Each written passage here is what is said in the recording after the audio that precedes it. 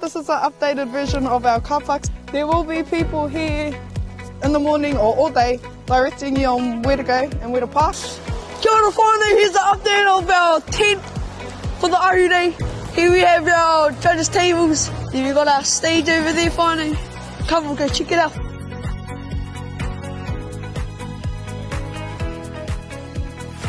Kia rei te whānau, tauri mātou ki te wāhi o ngā toa, haramai.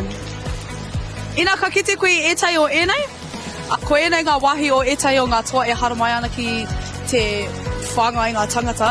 Huri ki tēnei taha, hei konei te wāhi noho, ngā rapihi.